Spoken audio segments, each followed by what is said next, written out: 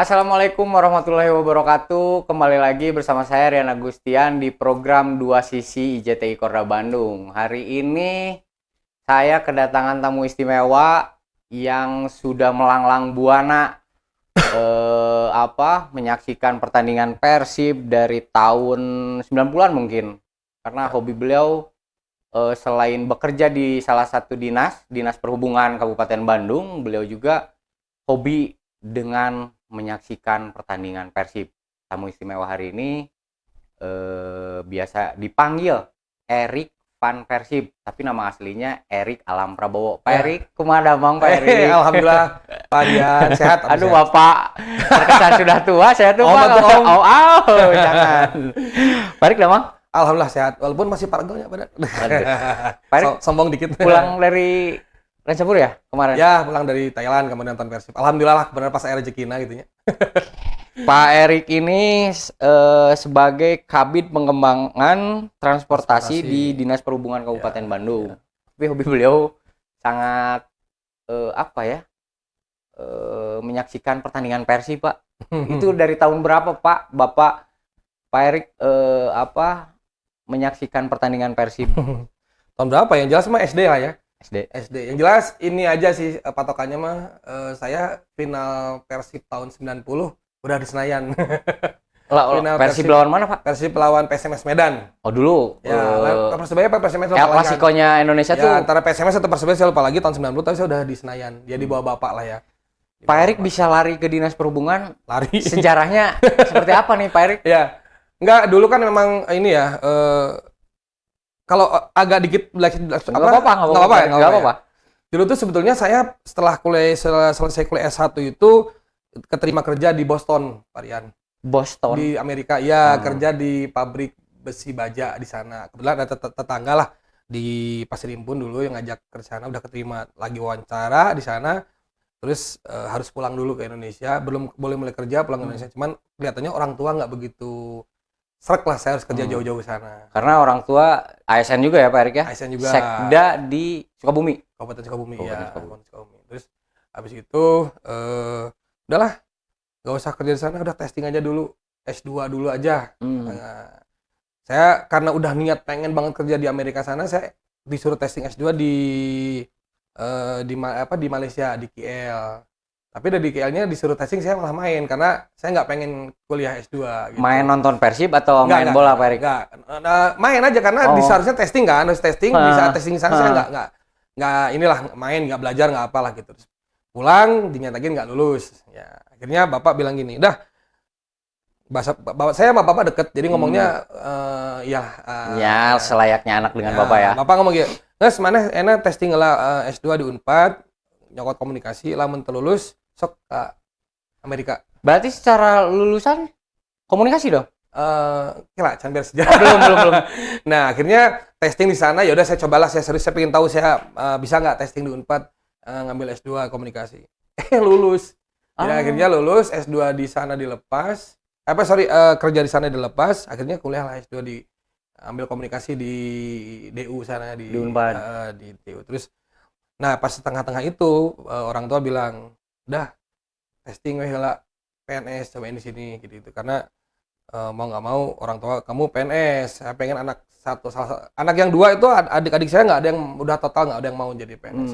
Waktu itu jujur saya lagi bisnis yang seharusnya saat ini sudah bagus. Waktu itu jual beli komputer ke Kalimantan sana. Batina gede lah hasilnya, jauh lah.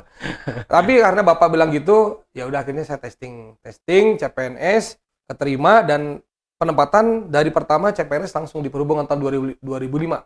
Tahun 2025 itu penempatan langsung di perhubungan. Oh, berarti sekolah perhubungan Pak Erik? Enggak. Itu tadi saya berangkat dari S1 aja, testingnya itu pakai formasi S1, testing lolos, terus saya kuliah, gitu kan, kuliah. Tapi ya tengah-tengah itu testing PNS dan sambil bekerja, ternyata dulu buat saya berat bekerja sambil kuliah itu ya.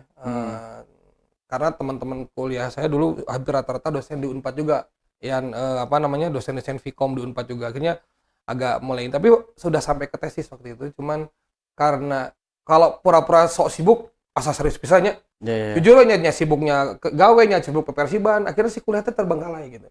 Nah akhirnya yang kuliah di Unpad itu saya udah tesis, udah tinggal sidang akhir tapi nggak selesai. Sampai akhirnya saya ngambil S2 di tempat lain. Oh, berarti di Unpad nggak selesai? Nggak selesai. Tapi udah tesis, udah seminar proposal udah, ini udah tinggal prung terakhir. Nah, perjalanan Persib ini menyaksikan Persib dari tahun berapa, Pak Erik? Saya Persib tahun, ya itu tadi 90 saya udah di Senayan jelas. Cuman memang dulu bapak itu karena nggak tahu kenapa dulu mungkin ASN di provinsi itu wajib. Dulu bapak saya di Inspektorat Provinsi itu wajib jadi panpel, nggak tahu gimana. Jadi dulu sering dibawa ke Siliwangi ya. Tahun 87, 88 tuh sering bolak-balik ke Siliwangi itu karena bapak jadi panpel Persib dulu waktu itu. Entah kenapa, pokoknya dulu pegawai provinsi mungkin wajib jadi panpel Persib. Dari situ ya mungkin karena keterusan berangkat dari rumah di Cimahi ya. Berani dari Cimahi datang ke Siliwangi sendiri nonton ya. Kayaknya itu cuma naik angkot segala macam karena sudah jadi rutinitas. Begitu enggak tahu aneh itu. Dari dulu nih. Begitu ada satu match Persib aja kalau misalnya di Bandung ya, nggak nonton tuh kadang ganjel. Nggak tahu. Jadi gelisah. Itu nggak tahu kelemahan atau gimana, saya nggak tahu. Dari pemain tahun 80-an yang ya mungkin saat itu Pak Erik masih usia kecil ya. Masih kecil ya, Pak Erik. Siapa yang paling ya kan kalau seumpamanya pemain favorit lah gitu. Kalau saat ini kan banyak kan pemain Persib yang memang kelasnya udah kelas bagus semua. Zaman dulu siapa Pak Erik? Dari lokal sama nggak ada asing dulu mah. Oh, nggak ada asing ya? Berarti pemain lokal di... Saya aneh ya, kalau dulu pemain dulu ya, kalau cerita orang tanya idola pasti kalau nggak Robi, Ajat, Yusuf Bahtiar gitu. Saya dulu idolanya Nyang. Oh, Nyang. Pemain sayap. Nyang. Pemain sayap. Aneh. Idol saya Nyang dulu. Oh. Nyang. Tahun 80 ya itu ya? Enggak, tahun 90. 90 ya? Nyang. Oke, Pak Erik. Pengalaman berarti apa? Belum, saya masih dalam bentuk apalah itu. Pak Erik, kalau untuk kemarin pertandingan Persib lawan Rancaburi, nggak puas lah pasti ngelihat performa Persib melawan Rancaburi. Saya beberapa pertandingan ke belakang, saya baru kemarin menyaksikan pertandingan Persib bareng anak saya pas saat nonton. Tapi pas pertama kali saya nonton Persib langsung eleh teh gitu. Tapi tenan naon da elena lawan kelas Asia lah ya. Kalau kemarin Pak Erik menyaksikan langsung datang ke Rancaburi, ke Thailand.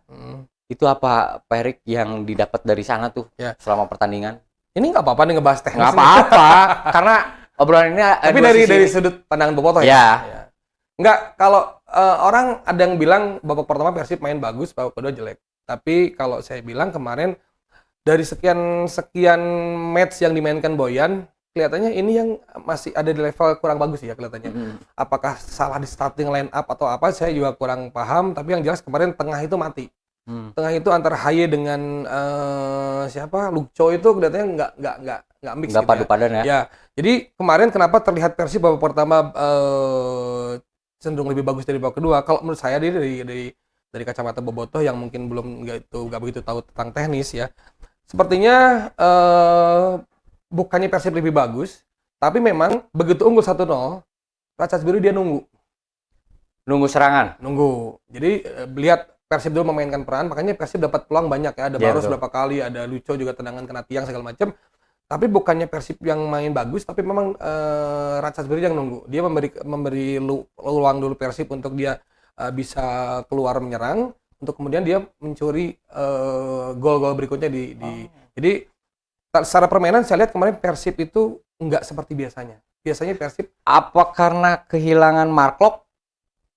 Itu obrolan Bobotoh semuanya dari Stadion Rancaburi sampai ke Bangkok kemarin, ternyata inilah Mark selama ini tidak terlihat perannya di Persib. Cenderung banyak yang mengolok-olok sebetulnya. Yeah, betul. Tapi ternyata begitu nggak ada Mark kerasa. Terlihat. Sama seperti kemarin, punten ya. Kemarin Persija yang diolok-olok, kenapa Alano selalu main emosi. Begitu Alano nggak ada, kalah 2-0 di kandang. Betul. Nah itu ada satu peran pemain yang biasanya dia bisa jadi leader. Jadi hilang ya, maksudnya pertandingan Persib kemarin tuh karena kalau saya melihat ya dari pertandingan pertama sampai pertandingan kedua tuh bola di tengah tuh hilang. Tom Hai nggak bisa dia ngebagi karena kalau kemarin ngeliat tuh si Tom Hai mundur terlalu jauh juga. Betul. Terus ketika dimasukkan siapa tuh pemain baru siapa? Eh, Yang Kastel sama si Kurjawa. Kalau melihat dari kacamata Pak Erik, dua pemain asing yang baru direkrut Persib ini seperti apa nih? Ntar ya, sebelum ke sana nih, kunci kemarin Persib agak kurang berani greget tengahnya karena apa? Pertama menurut saya ya, Eli terlalu cepat kena kartu kuning. Posisi Eli ini adalah gelandang bertahan, defensive midfielder. Muncul pemain baheula mah Haryono adalah tugasnya adalah tukang naon sih karena tukang tebas ya kan, tukang tebas. Begitu DH itu di posisi gelandang bertahan kena kartu kuning terlalu awal, dia akan takut bermain untuk lugas di sisa pertandingan. Ini sorry ya, sekali lagi bukan mencampuri teknis. Salahnya Boyan harusnya karena Dewangga kurang maksimal. Gol pertama jelas ada di lubang Dewangga. Ya. Gol kedua walaupun memang bukan Dewangga yang di situ ada siapa namanya? Tapi tetap di sayapnya Dewangga. Harusnya kalau saya sebagai Bobotoh pengennya ya sudah siapa Eli tukar lagi posisi Dewangga. Jangan jadi DH karena dia sudah kartu kuning. Posisi balik ke Dewangga gantinya kalau menurut saya yang bisa mengganti peran Dado itu ada Klok adalah Dado.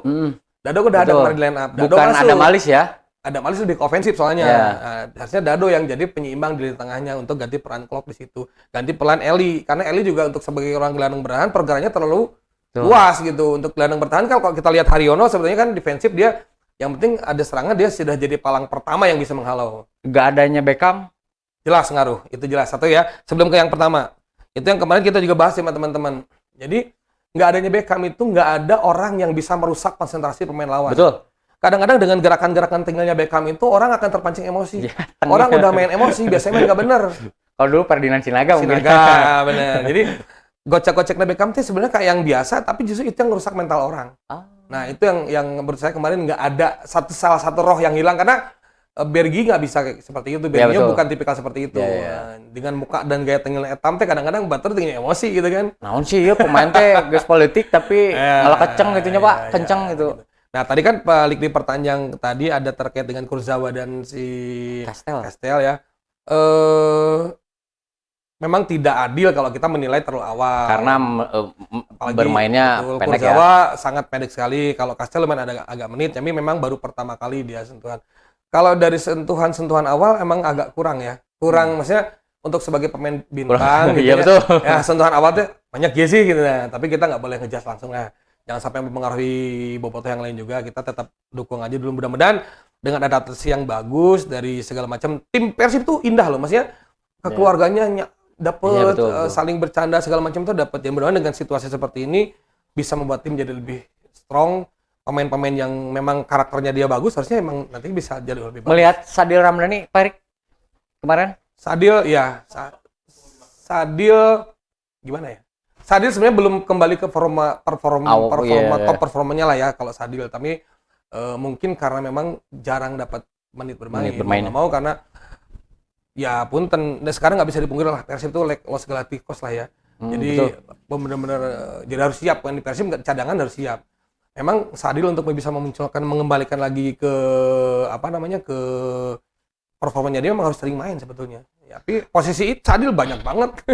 Erik, kalau melihat kemarin kan di pertandingan Persib melawan Rancaburi ini, kalau kita ngelihat di layar kaca ya, Pak Erik, penonton kayak lebih banyak Bobotoh ketimbang yang Rancaburi, Pak Erik. Ya, Thailand nggak seperti Indonesia ya, atmosfernya ya. Masih atmosfernya ya seperti kayak biasa aja gitu.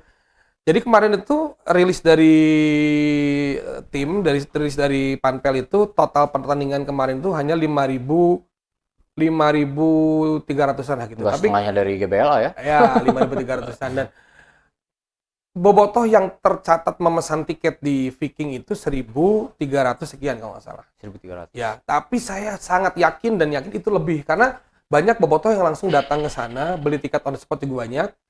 Dan kelihatannya kalau saya pikir kemarin kalau lihat dari jumlah penonton yang ada di tribun lain dibandingkan hampir imbang sebenarnya. Ya kalaupun ini mereka 3.000 kita 2.000 lah.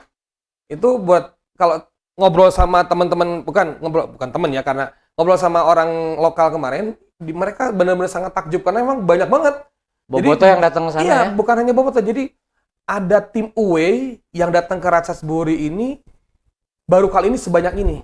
Kemarin ngobrol sama mereka kayak gitu. Iya. Baru kali ini Pak saya lihat sebanyak ini karena yang dekat aja Bangkok United waktu itu away ke Ratchaburi itu yang away-nya hanya dikit. Oh. Hanya dikit. Jadi berbanggalah orang Indonesia, supporter Indonesia karena kita ternyata di ASEAN lah minimalnya kita salah satu yang gila emang. TKW, eta bobotoh TKW semua apa memang ngajar nonton Persib? Bentar. Baik. Saya sebelum ini kan nonton ke Selangor juga. Nah, Kalau lawan Selangor banyak penonton, satu tribun penuh ya. Malaysia lah Tapi ya. memang banyak TKW yang nonton. Oh. Ya, punten ya, kelihatan lah ada cewek-cewek Ya, betul. yang kadang-kadang bukan kadang, saya lihat cewek banyak depan pakai jersey Persib tapi ngomongnya beledak-beleduk nih. Ya. Gue Persibnya menang. Oh, kela orang mana? Saya banyak kelihatannya kemarin itu yang TKW dia ikut nonton Persib. Yang kalau di Thailand ternyata nggak begitu banyak ya kelihatannya TKW-nya ya. Kelihatannya tapi kemarin di Thailand tuh kelihatan murni memang bobotoh yang datang dari. Karena gini Pak Rian, kemarin saya datang saya jujur saya pergi nggak pakai komunitas, saya datang sendiri, pergi sendiri, kaget sampai ke bandara itu di Soekarno-Hatta hari Selasa aja, begitu banyak banget atribut Persib di dalam bandara Soekarno-Hatta yang Perlengkapan mereka akan terbang ke Thailand untuk nonton Persib. Itu sesuatu yang membanggakan buat saya. merinding nggak? Pak Asli Rik? merinding. Merinding nggak? Apalagi bandaranya di Jakarta ya kan? Ya itulah maksudnya karena ngelihat antusias dari bobotoh Ya, juga ya, lumayan hektik banget gitunya. Terus mungkin ini ya, mungkin ya, kalaupun mereka optimis lolos, berikutnya kan lebih jauh lagi. Betul. Jujur aja saya juga sebelum memutuskan nonton ini, saya sempat juga browsing tiket ke Osaka. Galau dulu ya Pak Erik tuh ya. Karena browsing tiket Osaka dulu, apakah ini lepas nanti ke Osaka aja gitu kan. Tapi ternyata Osaka sajalan gitu Prebu ya. Aduh rada Gagarot Adel tuh udahlah akhirnya udahlah Ratchaburi aja lah. Tapi kalau misalkan Persib lolos dengan Osaka, katanya nanti ada dari IJTI mau transfer uang ke saya kan untuk beli tiket. Aduh, kayaknya berat deh Pak Erik. Koval itu Parian lumayan. Aduh, berat kayak. Tapi kalau ngelihat kelebihan tim lawan, menurut kacamata Pak Erik ini gimana Pak Erik? Yang mana lawan mana? Ratchaburi nih. Kalau menurut saya Ratchaburi tim yang solid ya. Tim yang solid. Dia begitu dinyatakan lolos ke 16 besar, dia banyak belanja pemain yang sangat efektif. Yang ternyata kemarin dia bisa nunjang performa tim kemarin. Belum lagi memang pemain-pemain yang existingnya di sana juga bagus-bagus. Kayak kemarin nomor 5 itu kan dia penaturalisasi Malaysia tuh. Ya. Itu bagus banget. Terus kemudian si Danielson itu memang top skornya dia kan. Kemarin bermain sangat efektif banget. Jadi kalau menurut saya apa yang evaluasinya Ratchaburi kemarin bagus. Jadi begitu dia belanja pemain itu betul-betul pemain yang sesuai kebutuhan dan memang saya kemarin dengar dari teman-teman bahwa Ratchaburi belanja pemain yang memang biasa main di level Asia. Jadi memang sudah terbiasa di level ini. Begitu diterjemahkan ke lapangan ternyata memang sangat bagus. Kemudian pelatihnya kan memang Ex pemain timnas Thailand dan ya. idola saya dulu itu bagus itu pelatihnya itu. Oh, Keren itu. cakepnya Pak Erik. Zaman Kiatis kayak lu ya itu. Ya, betul. Ya, kita sih Sinamuang. Pak Erik, sebelum kita lebih lanjut karena obrolan saat ini ngobrol ke pekerjaan Pak Erik, kita cicipi dulu air.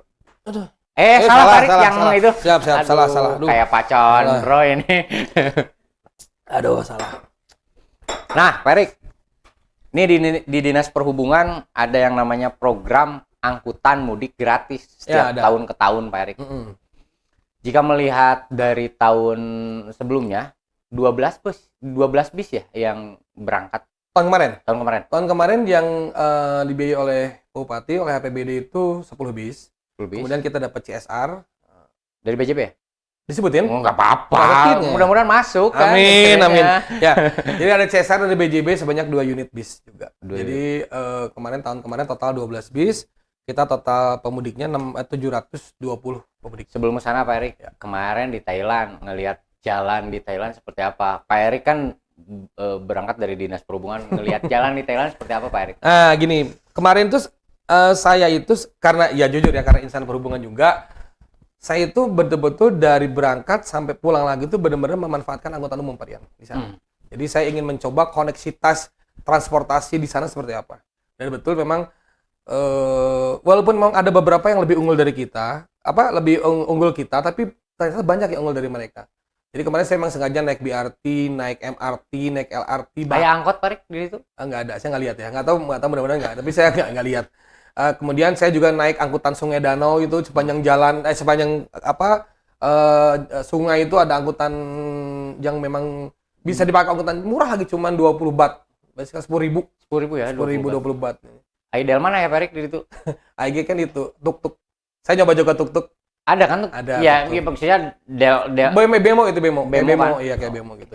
Nah, tadi ya, ini tadi kan terkait dengan apa yang saya lihat di sana. Oke, kalau transportasi umum lebih di mereka lebih maju, tapi ada teknologi yang memang sebenarnya kita yang lebih bagus. Ada beberapa lah ya, kayak semacam tiketing segala macam. Tol juga mereka masih manual, nggak pakai nggak masih manual itu segala macam. Tapi saya hanya ingin satu nih menyoroti terkait dengan perilaku Parian. Perilaku kita, saya lihatnya Thailand sama Indonesia dari ras, wajah segala macam, bentuk tubuh segala macam sama persis. Kan? Tapi ternyata kita jauh tertinggal dari segi perilaku berlintas oleh mereka. Saya berani bilang jauh tertinggal dari mereka. Sebelah mananya tuh Pak? Gini contoh nih. Parian pernah lihat ada asa kagumnya Parian. Pak ulah saya kan tadi udah menyampaikan terkesan saya kolot tua banget nugget. gitu, Iya. AA aja weh. Oke, Aryan. Gini lah. Oke, siap. Oke, Bro. Saya tahu Pak karena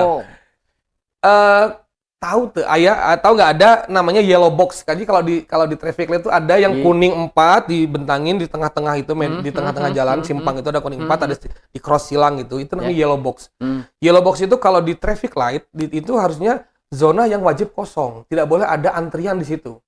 Jadi kalau misalnya di yellow box ini ada mobil, masih ada mobil, nggak boleh mobil di belakangnya itu harusnya ikut di situ. Yellow box itu betul-betul harus kosong. Itu kalau di simpang. Nah, kemarin saya lihat satu kasus nih. Kemarin saya sambil habis makan malam, ada satu jalan lurus, kebetulan di sana ada traffic light lebih agak jauh. Di tengah-tengah itu ada simpang 4 tanpa traffic light, tapi ada yellow box. Saya tidak merhatiin pertama ada yellow box itu. Ini ada mobil tiba-tiba berhenti di sini, depannya kosong. Ada harusnya 2 mobil, 3 mobil masih bisa masuk, tapi dia kosong. Di sini memang masih ada antrian, Pak. Di sininya. Di sini masih antrian, tapi ini kosong. Saya pikir mobil nasi maju. Kan saya belum lihat ada yellow box itu. Mobil kenapa sih nggak maju? Terus udah ini maju, ini baru maju. Yang ini berhenti lagi di situ. Kenapa? Terus ada yang crossing dari sebelahnya dia maju gitu kan. Ternyata pas saya lihat itu ada yellow box. Jadi hanya sekelas yellow box aja di sana betul-betul diperhatikan oleh mereka. Yellow box itu tidak boleh ada mobil ada di situ. Jadi begitu di situ ada antrian, yang ini nggak boleh maju. Harus hilang dulu, baru yang ini bisa mengisi ini. Jadi betul-betul harus. Berarti tertib dalam berlalu lintas itu, ya Pak ya? Ini hanya yellow box loh. Ini tidak ada punishment kasarnya tidak ada punishment tidak seperti yang misalnya di traffic light ada CCTV bisa ketilang nggak. Ini yellow box betul-betul diperhatikan oleh mereka bahwa itu zona yang harusnya clear, kosong, tidak ada pengendara, tidak ada mobil di situ. Mereka betul-betul setelah yang satu maju, yang depan sana maju, baru yang ini maju untuk mengisi. Yellow box tetap kosong. Itu yang sangat luar biasa. Itu yang pertama. Kedua, saya jam 11 malam karena lapar malam-malam cari makan, udah selesai cari makan. Saya harusnya naik tuk-tuk di sebelah sana. Logika saya kebiasaan saya. Jujur, saya orang perhubungan ya, walaupun saya juga salah menurut saya. Saya tidak ada zebra cross. Saya pengennya malah langsung nyebrang karena tuk-tuk saya sebelah sana. Nah, teman Noel, Rick, ayo nyebrang. Ayo, saya mau nyebrang. Kita ditarik. Sengenah namanya nyebrang di dia. Oh iya, zebra cross. Itu JPO. Ada JPO di sana. JPO agak jauh ya. Jauh atulah JPO mah. Ayo, saya jalan ke JPO. Itu jam 11 malam ternyata orang-orang perempuan-perempuan di sana itu sengaja jalan menyeberang itu tetap nyebrang pakai JPO. Enggak ada meskipun muter dulu gitu ya, Pak. Saya sampai malu. Orang perhubungan, orang sosialisasi keselamatan berlalu lintas. Saya mau nyebrang gitu karena nggak ada zebra cross. Saya mau nyebrang gitu kan. Tadinya salah saya juga. Temen narik. Entong. Muter ke JPO. Dan ternyata orang jam 11 malam tetap nyebrang pakai JPO daripada nyebrang. Meskipun tidak ada petugas petugas.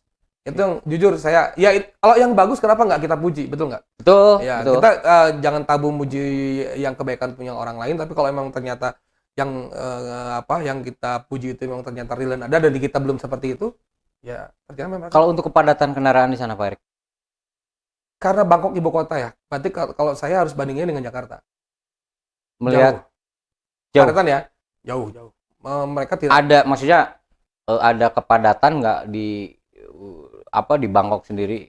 Kepadatan ada, cuman memang lebih tapi tertib berlalu lintas ya? Sangat tertib dan lebih cepat. Ya itu karena tertib akhirnya tidak kadang-kadang kan faktor kemacetan yang sangat luar biasa karena perilaku tidak tertib. Kayak semacam di kita contoh nih Ranca Manyar udah tahu jalannya satu kecil, tapi motor-motor melambung. Saya mau masuk ke situ tadinya, Pak. Begitu di ujung akhirnya ngunci. Karena tertib tadi akhirnya mereka tidak ada terjadi antrian yang sangat luar biasa. Terus kemudian memang di tunjangnya di tengah kota itu HW-nya gede, si jalan tol tengah kotanya banyak, hampir di semua ruas jalan di jalan tol tengah kota. Jadi Nggak kayak di kita lah ya. ya, Maksudnya jalan raya tapi banyak rumah yang agak nyerong ke tengah jalan juga ya, Pak ya. ya betul. Dan memang salah satu ininya perilaku lah. Itu di ibu kota ya. Ibu kota, perilaku tertib berlalu lintas ternyata berdampak pada juga perilaku mereka di jalan itu kan jadi akhirnya tidak terjadi penumpukan yang sangat luar biasa. Jadi memang semua memang tertib. Jadi bagus gitu menurut saya. Itu Pak Erik ternyata ya, jika dibandingkan Indonesia dengan Bangkok ya lebih tertib di Bangkok ya, Pak ya. Ya terus termasuk itu juga ya Pak Bro, apa namanya? Ketersediaan angkutan umum massalnya yang sangat Banyak di sana ya, Pak ya? banyak sekali, walaupun masih ada ya bis-bis yang macam kayak di Perindavan gitu yang nggak pakai AC segala macam tapi gede ada di tengah kota. Kalau saya secara Saya ini jadi pertanyaan aku dukain dia gitu. Beres di Thailand aku dukain dia secara Perindavan. estetika kan bis besar tanpa AC segala macam gitu teh asa sadegseknya. Ya. Tapi ternyata mereka masih mempertahankan dan masih digunakan oleh masyarakat. Masih digunakan oleh masyarakat. Jadi dengan adanya transportasi massal yang besar itu ternyata itu membantu untuk menekan kemacetan di jalan. Penumpukan kendaraan di jalan sangat tertekan oleh seperti itu. Walaupun saya tidak lihat dia ada jalur dedicated lane atau jalur terpisah untuk BRT, tidak ada. Dia memang tetap berbaur tapi memang karena tertib dan masyarakat mau menggunakan angkutan umum. Ini challenge juga buat Kabupaten Bandung ya kaitan sama pekerjaan tadi. Kita sudah mulai beranjak lari ke BRT ya untuk saat ini ya BRT Bandung Raya nih. Mudah-mudahan bisa dimaksimalkan oleh masyarakat juga. Masyarakat Kabupaten Bandung, Kota Bandung sudah mau beralih dari motor ke angkutan massal. Pemerintah juga sudah mulai support segala macamnya. Kita punya beberapa koridor juga di sini. Mudah-mudahan bisa dimaksimalkan biar kita juga bisa meniru mereka. Gitu. Tarik jika ngelihat sarana transportasi di Indonesia lebih besarnya kan masyarakat menggunakan kendaraan roda 2. Ya. Betul Pak. Kalau untuk kemarin lah Pak Erik jalan nonton Persib di Thailand, banyak juga nggak kendaraan roda 2? Jarang ya? Ya, apakah itu di ibu kota ya, tapi setahu saya dari Bangkok ke Ratchaburi itu kan ada sekitar 2 jam setengah ya. Jalannya memang jalan besar semua. Hampir jarang saya lihat motor. Ada tapi nggak banyak. Nggak banyak. Ya mungkin ya itu tadi karena transportasi massalnya sudah tertata dengan bagus, dengan rapi dan banyak. Ya, jalan juga besar-besar, kelihatannya masyarakat juga ngapain juga naik motor. Panas-panas kan gitu ya. Gitu. Kemarin agak panas Thailand jadi macetnya sebenarnya tuh kudu nyalahkeun ka petugas berarti Pak Erik ngomong gitu. Ada petugas disalahkan tos biasa, Pak. Ya maksudnya berarti masyarakat juga yang kurang peduli terhadap ya kalau kebetulan kan saya juga ngasuh medsos di sub juga ya. Keluhan tuh ya begitu ada kemacet di A, di B, di C saya nggak sebutin. Manyaran sering terus parkir itu yang pasti. Ya itu pasti teriak-teriak tuh nyalahinnya petugas nggak ada segala macam ya. Tapi kalau lihat berkaca sana ternyata mereka bisa tertipu dengan perilaku. Ya itu PR pemerintah juga. Balik lagi itu. Enggak sebenarnya sebetulnya. PR kita bersama sebenarnya. Masyarakatnya juga harus sadar. Betul. Pemerintah untuk fasilitatornya mungkin harus disiapkan. Betul. Pak Erik nih yang untuk kesiapan bis mudik gratis. Ya. Ini yang paling antusias nih masyarakat. Banget. Dari 31 kecamatan masyarakat antusias untuk menikmati perjalanan mudik gratis yang dilaksanakan oleh Dinas Perhubungan. Ini sejauh ini persiapannya sudah seperti apa nih Pak Erik? Kalau tahun lalu itu kita total APBD yang disiapkan Kabupaten adalah 10 bis, kemudian kita dapat CSR 2 bis, total 12 bis dengan total pemudik yang terangkut kemarin 720 pemudik. Nah, untuk tahun ini alhamdulillah dari Pak Bupati juga ada penambahan juga. Kita totalnya ada 12 bis yang dibiayai oleh APBD. Kemudian kita sedang gencar-gencarnya kita kan ada seksi promosi dan kemitraan juga. Betul. Kita lagi gencar-gencarnya ke stakeholder eksternal ya. Kita memberi kesempatan mereka untuk bergabung dengan kami untuk bisa menyediakan fasilitas mudik gratis. Kita masuk ke BJB juga, kita masuk ke BPR, kita masuk ke Basnas juga, kita juga ke perusahaan-perusahaan besar seperti Cardinal, siapa tahu mereka bisa support.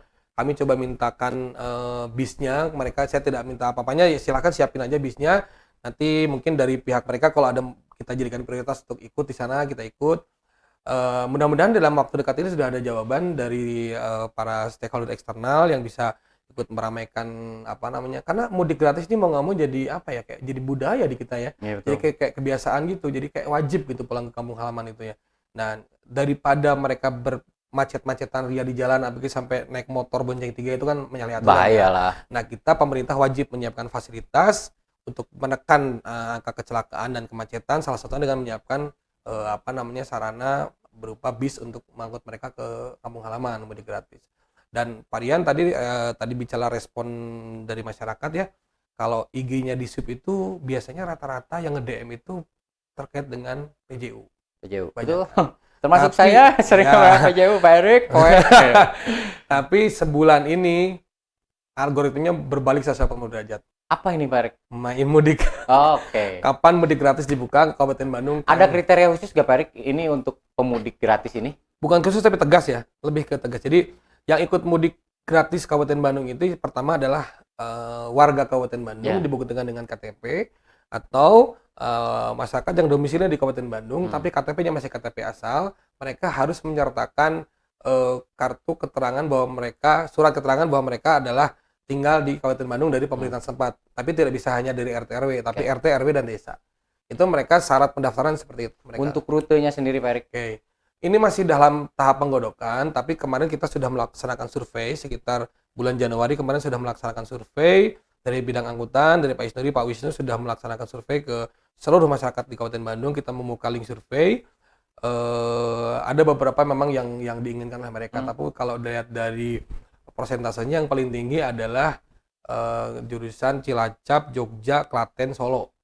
Oh, oke. Jogja, Klaten, Solo. Cuma Kayak tahun kemarin dong, Pak Erik? kayak tahun kemarin. Yang peringkat berikutnya yang tinggi yang mungkin harus diantisipasi tahun ini atau tahun depan adalah permintaan ke Jawa Timur. Ke Jawa Timur Surabaya. kemarin ya, jadi dominasi kedua adalah permintaan mudik ke Jawa Timur. Tapi akan ada itu. Untuk tahun ini mungkin kami masih pertimbangkan ya, kelihatannya masih belum bisa terpenuhi karena kan kalau kita jarak lebih jauh ke sewa bisnya akan lebih beda gitu lah, perhitungan sewa bisnya karena Jawa Timur akan lebih jauh gitu. Ya. Itu masih dalam penggodokan oleh Pak Kadis. Pak Kadis baru kemarin rapat 2 kali sama bidang angkutan dengan kita juga. Mungkin nanti ada finalisasi rapat berikutnya hari Rabu tanggal 18. Kita ada finalisasi rapat itu akan menentukan rute dan juga kemungkinan besar tanggal mulai pendaftaran Ya. dan apa ini. Pak Erik, bisa di-spill nggak cara daftar untuk mudik gratis? Oke. Hasil rapat pertama kemarin sudah mengerucut bahwa kita akan buka pendaftaran secara offline. Ya. Tahun kemarin kita online nih varian pendaftaran. Tahun ini kita buka secara offline. Kenapa secara offline? Karena fenomenanya di kita itu sekarang ada war tiket. Iya, Ya, bukan hanya war tiket udah kayak Persib, tiket konser war tiket aja. konser gitu kan. Nah, sekarang fenomenanya war tiket mudik. Jadi masyarakat banyak yang sudah mulai war tiket dari beberapa bulan yang lalu, dari ke PT KAI, ke di Subjabar segala macam. Nah, hasil dari evaluasi tahun kemarin bahwa dari kami awal tuh punya kuota 600 pemudik varian. Kuota 600 pemudik, hari pertama 600 terpenuhi karena online. Terpenuhi itu kuota 600. Namun begitu kita wajibkan mereka untuk daftar ulang, 200 hilang, sisa 400. Karena yang 200 sisanya ternyata hanya war yang mungkin dapat di sini, dapat juga di tempat lain, dia akhirnya milah mana yang lebih nyaman oleh dia secara tanggal keberangkatan maupun secara armada yang dipergunakan. Mungkin seperti itu. Jadi tahun ini kita sudah putuskan kemarin kita buka offline dulu. Jadi kami buka yang serius dulu. Biasanya yang datang offline itu dia yang serius. Benar-benar dia minat untuk ikut mudik gratis. Betul. Jadi kita buka offline dulu, kita buka kuota awalnya 600 sampai 700 dulu. Begitu nanti ini tidak terpenuhi, kami akan buka online. Gitu. Jadi dibalik sekarang. Jadi Kalau dulu mah online dulu, online dulu, baru offline. offline-nya hanya daftar ulang karena secara online waktu itu sudah langsung terpenuhi kuotanya. Nah, kita menghindari yang war tiketan seperti itu, kami buka offline dulu. Setelah offline, kalau nggak penuh baru kita online. Tapi ya, saya yakin walaupun dibuka offline itu yakin 1 atau 2 hari dia penuh. Nih Pak Erik, mengingat karena persiapan Lebaran tuh sangat dipersiapkan ya oleh Dinas Perhubungan. Sangat ya. Tahunan lah ya. Ada pos nantinya yang akan disiapkan nggak oleh Dinas Perhubungan? Pasti ya, Pak Rian ya. Jadi kita jelas yang pertama ada posko induk dulu. Ya, posko induk kita sudah tetapkan tetap di Nagrek karena biasanya gini fenomenanya masih orang mudik lewat Nagrek ya. Kita masih menjadi primadona emang masih jadi Nagrek? primadona. Kita belum tentu nanti setelah dibuka Cigatas seperti apa. Ya, itu kondisinya, yang jadi betul. itu kan. Cuman untuk saat ini Nagrek masih jadi idola. Cuman memang kami membuka satu tetap posko induknya di Nagrek, cuman posko pantau kita tetap ada 2. Posko pantau maksudnya dinamanya posko pantau itu pantau arusnya.